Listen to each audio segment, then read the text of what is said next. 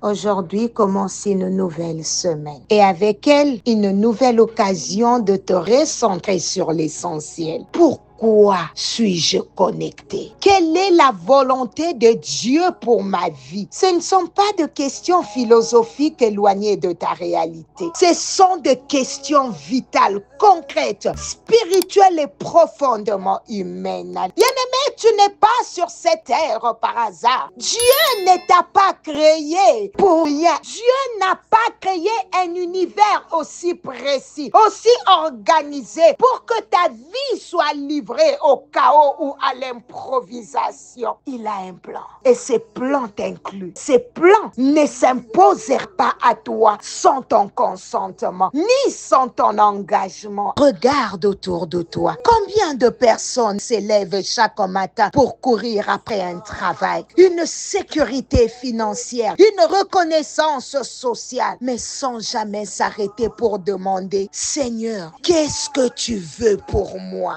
Beaucoup vivent avec l'idée tout arrive pour une raison. Ou si Dieu veut, ça se fera. Mais ce fatalisme spirituel est un piège. La volonté de Dieu ne s'accomplit pas automatiquement. Il ne te force pas. Il t'appelle.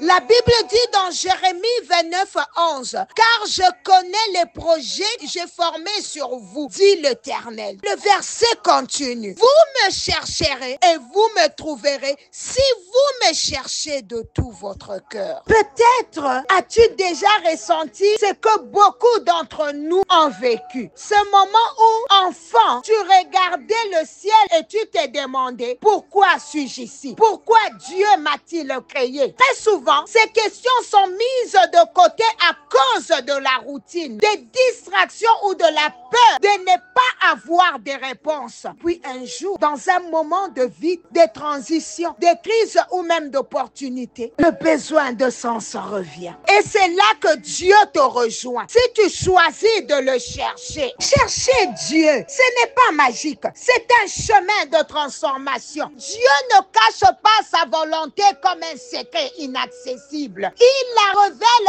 à ceux qui le cherchent sincèrement. Romains 12, 1 à 2 nous donne deux clés essentielles. Offrir notre vie comme un sacrifice vivant, être transformé par le renouvellement de notre intelligence. En d'autres termes, ce n'est pas en suivant le monde que tu reconnaîtras la volonté de Dieu, mais en te laissant renouveler, reformer, recentrer par sa parole. La volonté de Dieu ne se découvre pas en un instant, mais dans une marche. Un des grands pièges dans la vie chrétienne, c'est d'attendre une révélation instantanée. Une voix forte du ciel qui te dit: voici ton destin. Dans la réalité, Dieu révèle sa volonté dans la relation, dans la marche. C'est pour cela que Colossiens 1, 9 et 10 parle d'une pleine connaissance de la volonté de Dieu, mais aussi de marcher d'une manière digne du Seigneur. Pour Enoch, c'est en marchant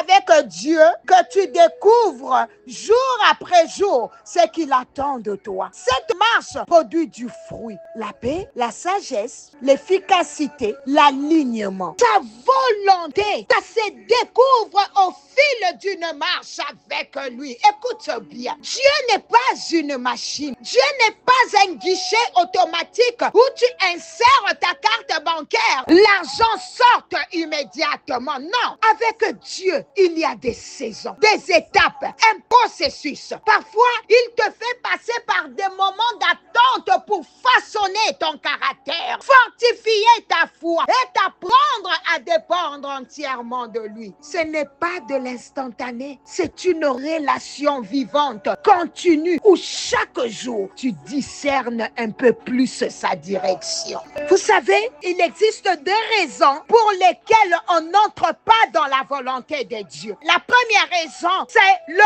manque de foi. Tu sais ce que Dieu veut. Tu l'as compris dans sa parole, dans ton cœur, mais tu hésites. Tu regardes à tes capacités, à tes finances, à ton passé, aux critiques possibles, tu dis, pas maintenant. La foi ne fonctionne pas comme ça. Par la foi, Abraham obéit. Où est votre foi, comme le dit Luc 8 à 25? Bien-aimé, deuxièmement, c'est le manque de volonté. Parfois, nous savons très bien ce que Dieu nous demande, mais cela nous dérange, nous coûte, bouscule notre confort. Alors, nous fermons les oreilles. Mais Dieu ne se laissera pas ignorer éternellement, mon frère, ma soeur. Tu as les oreilles fermées, mais ta conscience sait très bien ce que Dieu attend de toi, ce que Dieu veut de toi. Jusqu'à quand te cacheras-tu devant ce qu'il veut accomplir dans ta vie? Jusqu'à quand feras-tu la volonté de Dieu? Tu peux essayer d'ignorer sa voix, détourner ton regard ou t'occuper l'esprit pour ne pas y penser, mais sa volonté te poursuivra toujours. Car là où Dieu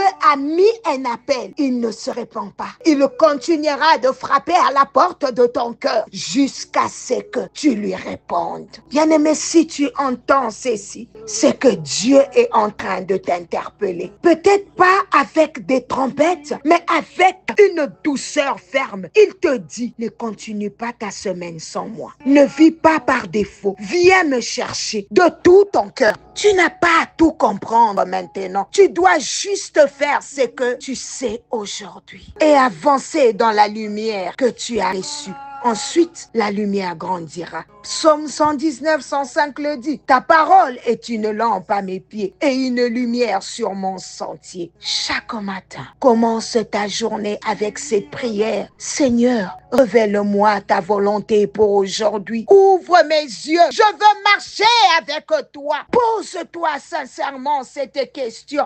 Est-ce que je vis selon mon propre plan ou je recherche vraiment celui de Dieu? Tu n'es pas trop jeune, tu n'es pas trop vieux, tu es au bon moment pour dire oui. Dieu a une volonté bonne, agréable et parfaite pour ta vie. Ses plans incluent ta paix, ta joie, ton efficacité, ton impact. Mais ces plans commencent par une décision. Tu peux continuer ta semaine comme d'habitude.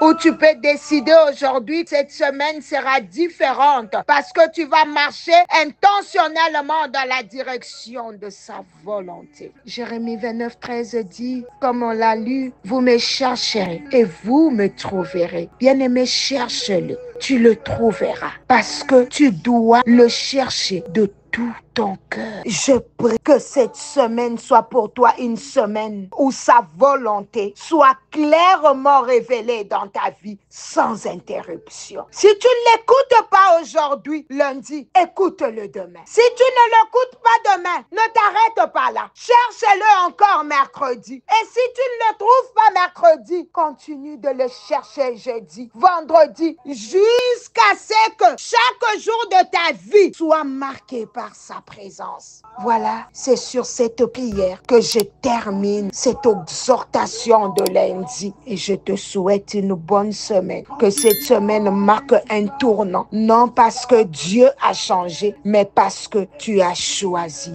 de le chercher. C'était bien l'humble servant de l'Éternel, Maman Nathalie Lukula. À demain par sa grâce. Bye bye.